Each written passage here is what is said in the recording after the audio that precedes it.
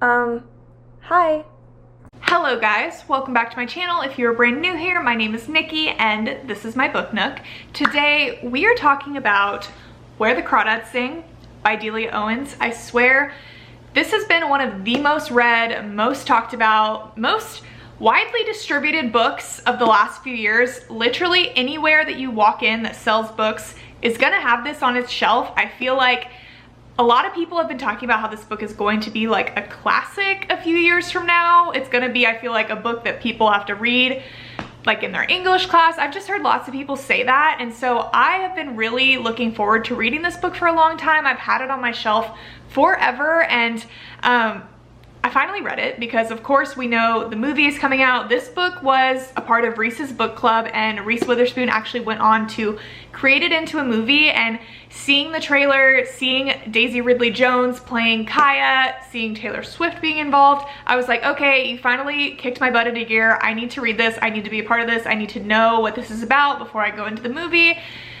So I read it. And I want to talk about it. I have a lot of things to say, a lot of thoughts, but of course I just want to start out, for those of you that have not read it, just giving you the general sort of spoiler-free synopsis, and then we'll dive a little deeper. So this story actually doesn't take place in the present day. It is set in 1969 in this really small town in North Carolina called Barkley Cove, and the story opens up and we learn that there has been a murder. This man, Chase Andrews, has been found in the marsh outside of this town, and he's dead. He appears to have fallen from this fire tower. Nobody knows why he would have been out in the marsh. Chase has always been kind of the golden boy growing up. He was like the star of the football team. He comes from a really good family. It just doesn't make sense that he would have any enemies. So the cops are really baffled as to what has happened here.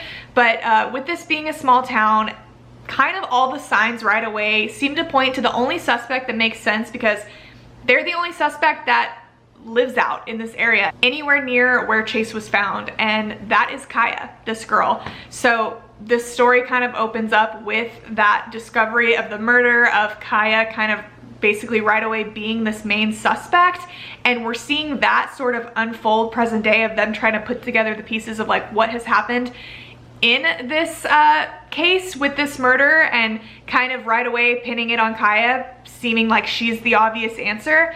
And then from there, the story is told in like 2 timelines. So we are seeing that, but then we are also seeing Kaya. We get to meet her, we get to see her from a very young age and see what she has gone through. She has grown up in the marsh her entire life. She was not a part of a very good family growing up. Her father was an alcoholic. He was kind of verbally and physically abusive towards her family, towards her mother. So you see pretty much everybody in Kaya's life, like one by one, leave her behind. Her mother kind of being the first to go, and then from there, because she is the youngest sibling of several children, they all kind of slowly trickle out and leave her behind until it's just her and her dad, and then he inevitably leaves her too. So from a super young age of literally like 8, 9, 10, around that range, Kaya is completely on her own. She's abandoned. She's in this marsh, and she learns how to sort of live off the land. She fishes. She knows the basic, you know, ways to cook food. She hunts for mussels, and she actually sells them to this man in town for some money to buy some groceries. And she's really just out here by herself. You know, the town knows of her. She really is sort of this legend. Everybody just calls her the Marsh Girl. They try to drag her into town to bring her to go to school when she's a young kid, but Kaya obviously right away is very much judged and bullied by these children. She's really alienated, and she has no desire to be a part of that. So she becomes very good at being on her own and hiding and staying away from people at all costs. She's really just her own person, and we get to see Kaya, like how she feels about that growing up and the hardships she sort of goes through, but really learning to accept that she is by herself and falling in love with the nature and the marsh surrounding her. Like the marsh is her everything. It's her family, it's her home. You know, the animals, the sights, the sounds, the water, like she knows it like the back of her hand. So we get to see Kaya sort of grow up and, you know, continue to live in this marsh and just kind of living day by day. And then slowly we start to see, as she matures and as people hear more about her in town and see her sort of around here and there, Kaya ends up gaining the attention of a couple of boys in town. And so we kind of get to see these different stories play out with those boys. I don't want to go too much into that, but you know, Kaya's been alone her entire life, but humans crave interaction and humans crave love. So you know, Kaya gets to an age where she's open to that and she wants that, but she's not like most girls, obviously, and she doesn't live a normal life. She hasn't been to school, she doesn't work a normal job, like she is out in the marsh. And so you get to see her sort of relationship between these two different guys and how they differ and what those boys do for her and how they help her and what they bring out in her. And then while that's kind of happening, you're seeing the present day story now of Kaya being, you know, the main suspect of this murder, this trial going on, and you're kind of putting the pieces together of what has happened here and how Kaya connects to all the people in the present day and what could have possibly happened to Chase Andrews. And it's a really different type of story. That's the only way I know how to say it. I don't know what I expected going into this. I mean, I knew there was like a murder involved. I knew there was a murder mystery, but I thought that this was going to be a little bit more of like a coming of age sort of story, a little bit more of a romance, but really I wasn't quite sure. But I don't think I thought it was going to be this. I don't know how to even explain what this book is because it's not quite a thriller at all, I would say. I mean, it's like a mystery. There's some suspense to it.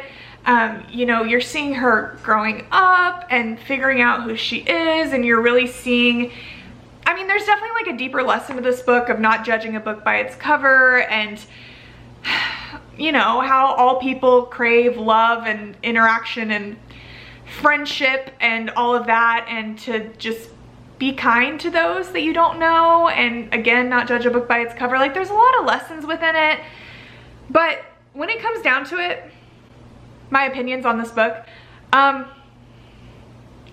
thought it was really boring. Did I just come out and say that?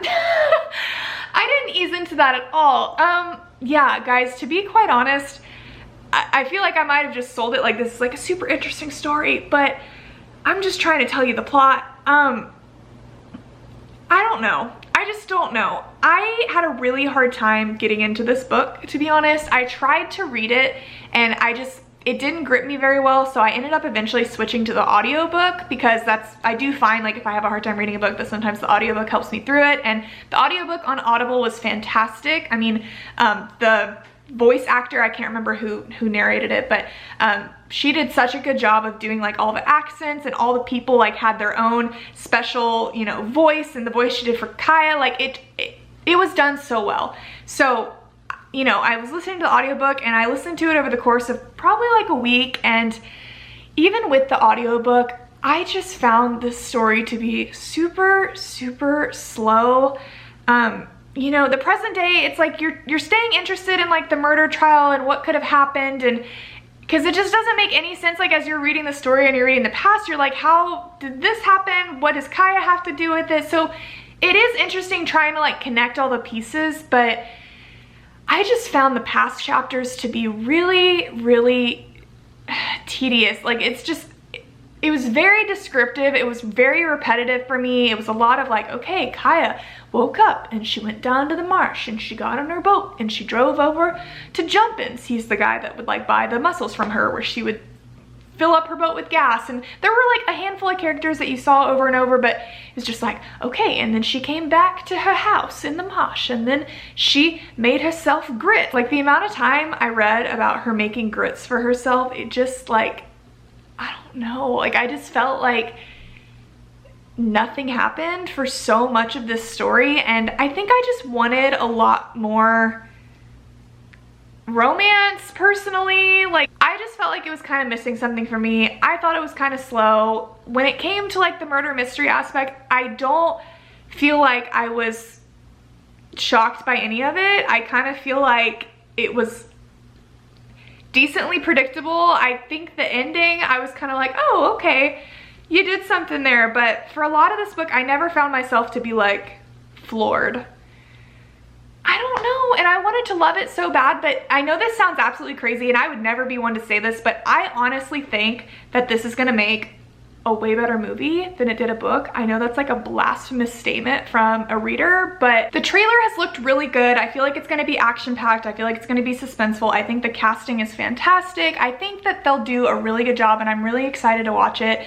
And I think these parts that were a lot more slow and repetitive and boring will be left out of it. So I'm really interested to see it, but I don't know. This book just wasn't quite what I thought it was gonna be, and I hate that I can't share in the joy and love of it that everybody else seems to have, because I felt like this was gonna be like my favorite book of all time when I read it. And then once I actually did, I kept like just waiting. I kept waiting for something to happen, and I was like, when is this gonna pick up? When is it gonna get exciting? Like, I never felt like super excited to jump back into it. And I hate when that happens, you know? Like, you wanna be excited to read a book, and at no point was I ever like shocked or super enthralled, and I don't know. I just wish it gave a little more.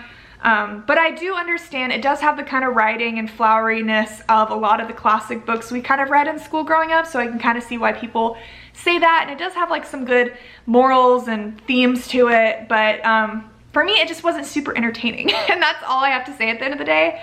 That's what it kind of comes down to. Like, I wouldn't reread it, and it's not a book that I would be like, you have to read this. Like, if you don't read this, like, your life will not be complete. And not that every book has to be that way, but I just, you know, that's just my thoughts, guys. I don't know. I would love to hear yours if they differ. If you loved this book, feel free to tell me all about it in the comments. I'm so glad you enjoyed it. That is it for me today. Thank you guys so much for watching, and I will talk to you very soon. Bye.